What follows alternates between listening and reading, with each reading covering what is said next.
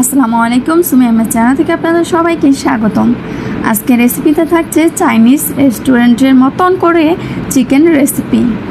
এই জন্য আমি এখানে এক টুকরো মুরগির মাংস নিয়ে নিয়েছি, একটু ছোট ছোট করে টুকরো করে নিয়েছি।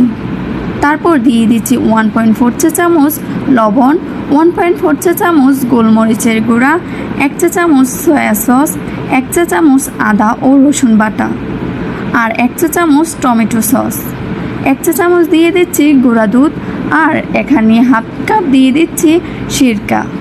এই উপকরণগুলো মুরগির মাংসের সাথে খুব ভালো করে মিশিয়ে নিচ্ছি। তারপর এটাকে রেস্টে দিতে হবে না। আমি এখানে হাফ কাপের মতন ময়দা নিয়েছি, আর স্বাদ মতন লবণ আর গোলমরিচ দিয়ে ময়দাটাকে খুব ভালো করে মেখে নিচ্ছি। তারপর চিকেনের টুকরোগুলো ময়দার উপরে দিয়ে দিয়েছি, দিয়ে ভালো করে হাত দিয়ে মেখে গড়িয়ে নিচ্ছি, যাতে এটার উপরে ক্রিসপি ভাব আসে। এখানে এভাবে করে গড়িয়ে নিয়ে সরাসরি তেলের উপর দিয়ে দিচ্ছি। তেলটা মিডিয়াম আঁচে গরম করে নিয়েছি। তো এগুলো দিয়ে দেওয়ার পরে চুলার আঁচ কমিয়ে লাল করে ভেজে নিচ্ছি। তো এরকম একটা কালার এসেছে। এখন এগুলো তেল ঝরিয়ে উঠিয়ে নিচ্ছি। চিকেনগুলোকে উঠিয়ে নেওয়ার পর এখন একটা সাইডে রেখে দিচ্ছি, আর এখানে নিয়ে নিচ্ছি।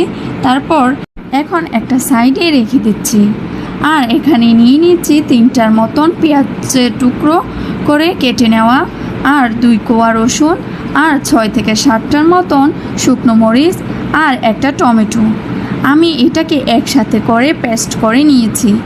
এখন চুলায় আরও একটা প্যান বসিয়ে 1.4 কাপের মতন করে দিয়ে দিচ্ছি রান্নার তেল, আর যেই মরিচের টমেটোটা পিউরিটা বানিয়েছি সেইটাকে এখন এখানে দিয়ে দিচ্ছি।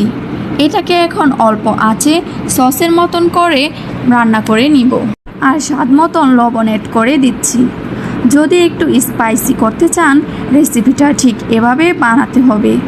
এখন ভেজে রাখা চিকেনটা দিয়ে 1.4 চা চামচ গোলমরিচ দিয়ে দিচ্ছি, আর সব কিছু ভালো করে মিশিয়ে নিচ্ছি। এটা যদি আপনি ফ্রাইড রাইস এর সাথে পরিবেশন করতে চান তাহলে খেতে দারুণ লাগবে। আবার চাইলে এটা নান রুটির সাথেও খাওয়া যায়। খুব সিম্পল একটা রেসিপি শেয়ার করেছি আজকে, চাইলে বানিয়ে দেখতে পারেন। এটা খেতে দারুণ মজার হয়েছে। তো বন্ধুরা, প্রতিদিনের রেসিপির মতন আজকের রেসিপিটাও আপনাদের কাছে কেমন লেগেছে অবশ্যই লাইক কমেন্ট শেয়ার করে জানাবেন। তো বন্ধুরা, আজকে ভিডিওটা আমি এখানে শেষ করছি। ধন্যবাদ। আসসালামু আলাইকুম রহমতুল্লাহি ওয়া বারাকাতুহু।